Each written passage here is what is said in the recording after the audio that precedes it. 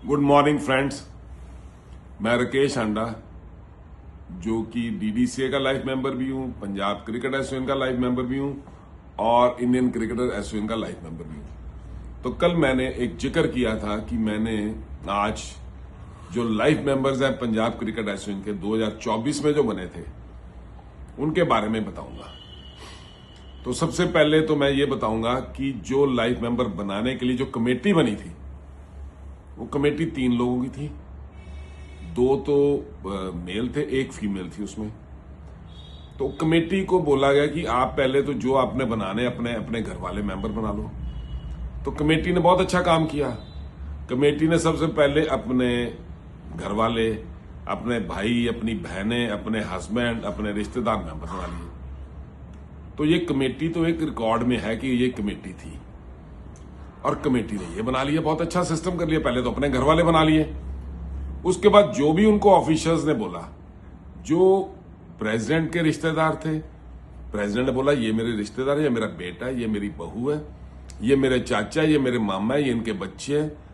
20-30 लोग उसने अपने बना दिए। फिर बारी आई सेक्रेटरी साहब की, सेक्रेटरी साहब ने भी ऐसे बना लिए। फिर वाइस प्रेसिडेंट जो बने हैं वो भी लाइफ मेंबर उसमें बने हैं। जो आज की डेट में जो वाइस प्रेसिडेंट है उसी डेट में, क्योंकि सरकार उनकी थी, उन्होंने सारा सिस्टम बना के अपने बंदे अब लाइफ मेंबर बनने शुरू हो गए। तो जॉइंट सेक्रेटरी जो है उनके भी रिश्तेदार 15-20 बन गए और खुद भी बन गए जॉइंट सेक्रेटरी। उस समय के जॉइंट सेक्रेटरी ने अपनी बेटी को, जो आज के जॉइंट सेक्रेटरी हैं, और जो इनके रिश्तेदार थे, ये सारे के सारे ये लाइफ मेंबर बना दिए। उसके बाद बारी आती है ट्रेजरर साहब की। ट्रेजरर साहब ने तो अपनी उसमें जो इनके बेटे, जो इनके दोस्त, जो इनके रिश्तेदार, जो इनके सो कॉल्ड इनके सन इन लॉ, जितने लोग थे, चाहे कोई एनआरआई थे, इसमें कई एनआरआई भी हैं, बहुत सारे एनआरआई भी हैं जो लाइफ मेंबर हैं।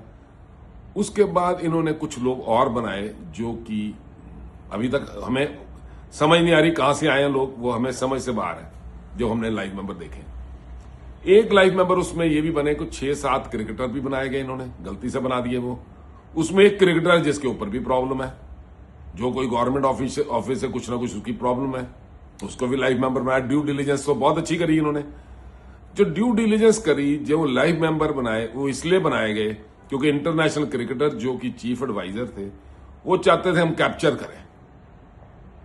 उन्होंने सिस्टम कैप्चर करने के लिए जलंधर का काफी कुनबा इकट्ठा किया, अपनी बहनें, अपने जीजे, बहुत सारे एनआरआईज भी हैं उसमें। ये तो धीरे धीरे अब पता चलेगा, जब ये कोर्ट में मसला जाएगा तो कोर्ट से जब पूछा जाएगा। पहले तो हम ये पूछ रहे हैं कि एपेक्स काउंसिल ने कौन सा क्राइटेरिया फिक्स किया था जो लाइफ मेंबर बनाने का था। लाइफ मेंबर बनाने का तो कोई क्राइटेरिया तो फिक्स करना पड़ेगा इनके कॉन्स्टिट्यूशन के हिसाब से, पर ये कॉन्स्टिट्यूशन नहीं मानते। तो ये कोर्ट देखेगी। हाई कोर्ट भी, मेरे को लगता है शायद हाई कोर्ट में मसला ये आए तो वो फैसला थोड़ा लेट आए, पर सुप्रीम कोर्ट में ऑलरेडी ये मैटर चल रहा है। जो मुंबई क्रिकेट एसोसिएशन का मैटर ऑलरेडी चल रहा है, और भी बड़े सारे मैटर चल रहे हैं सुप्रीम कोर्ट में। तो हो सकता है ये धीरे धीरे हम जाके वहां क्लबिंग में चले जाएं। तो जैसे जस्टिस लोढ़ा आए थे पहले, ऐसे नहीं कोई फॉर्मेशन आए जो इम्प्लीमेंटेशन के लिए हेल्प करे गवर्नमेंट को। ये सुप्रीम कोर्ट दोबारा करे, कुछ ऐसे करे जैसे जितने केसेज हैं। हैदराबाद का केस भी है बहुत बड़ा, वो जो इन्फ्लेटेड वैल्यूज का है, सारी स्टेटों में इन्फ्लेटेड वैल्यू के केसेस भी हैं। तो धीरे धीरे चल के ये चीजें भी आएंगी और बहुत सारी चीजें आएंगी। बट लाइफ मेंबर का जो मैटर है वो नॉन क्रिकेटर ज्यादा लिए गए, जो कि जस्टिस लोढ़ा ऑलरेडी कहते हैं अपनी रिकमेंडेशंस में, और सुप्रीम कोर्ट वो बात मानती है कि ये जो लाइफ मेंबर आने चाहिए, ये जो जिनकी क्रिकेटिंग बैकग्राउंड हो, जो क्रिकेट खेले हो, जो फर्स्ट क्लास क्रिकेटर है। दूसरा, जो लर्नर्ड लोग हैं, जिनको कॉन्स्टिट्यूशन की नॉलेज है, और जो बहुत बड़े ऑफिसर रिटायर हुए हैं, जो कॉन्स्टिट्यूशन के साथ जिनको समझ आती है, और जो क्रिकेट के साथ अटैच है, जो क्रिकेट के लिए कुछ कर सकते हैं, उनको ही लेके आना चाहिए, सबको नहीं लेके आना चाहिए। तो आज के लिए मैं ये सिर्फ यही कहूंगा कि लाइफ मेंबर पे जो मैटर है बहुत बड़ा, 179 लाइफ मेंबर बने थे, उसमें से 3 लोगों ने रिजाइन कर दिया क्योंकि उनका कन्फ्लिक्ट ऑफ इंटरेस्ट आ गया था, तो उनसे इन्होंने रिजाइन करा लिया था। तो अब उनके बाद 176 लाइफ मेंबर है।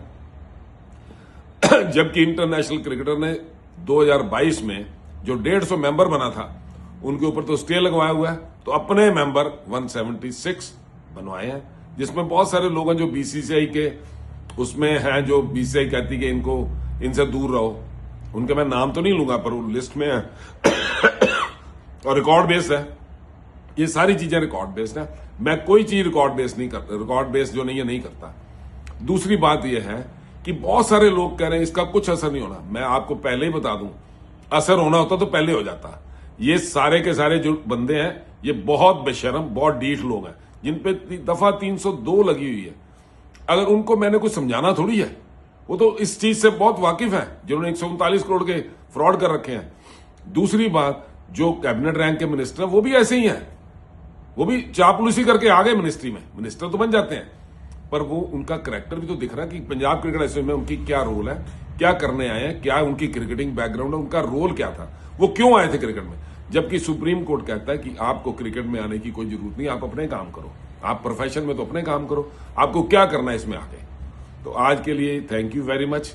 कल मैं डिस्कस करूंगा जो आज को जो सिलेक्टर्स लगाए गए हैं और जो पीसीए सिलेक्टर्स लगा रहा है उनका क्या क्राइटेरिया, कैसे क्राइटेरिया से लगा रहे हैं और किस क्राइटेरिया से सीएसी बना रहे हैं, जो हमें आज तक नहीं पता चला। So thank you very much. कल के लिए मैंने आपको चैप्टर बता दिया। Thank you very much.